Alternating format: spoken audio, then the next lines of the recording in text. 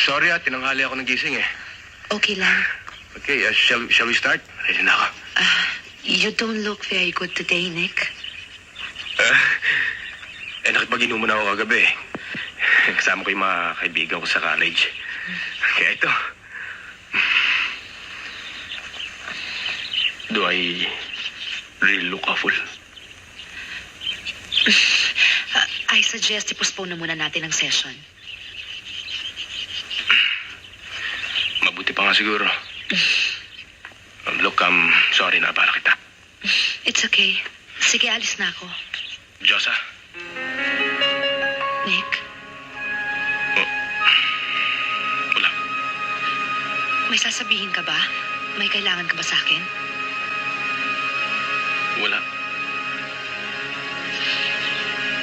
Nick naman, magkakaibigan tayo, di ba? Naiintindihan kita. Si Vanessa. Naiintindihan kong lahat. Nahihiya lang ako sa'yo dahil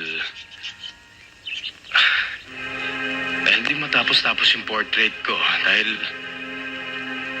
hindi ako handa. Sige, tawagan mo na lang ako pag handa ka na.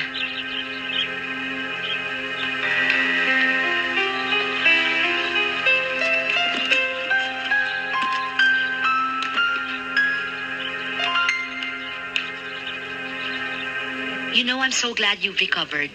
Namiss ko na yung mga lakad natin ganito eh. Yung mga biglaan na walang plano. Totoo ka. Naku, kalimutan ko. Huwag na lang kaya tayo muna pumunta ng parlor. Alam mo, nami-miss ko na si Ellie. Remember our dear friend, Ellie? Oo nga, no? Teka muna, ibig mo sabihin, maski kayo, di pa kayo nakikita ni Ellie? Nag-concentrate kasi ako sa collection ko eh.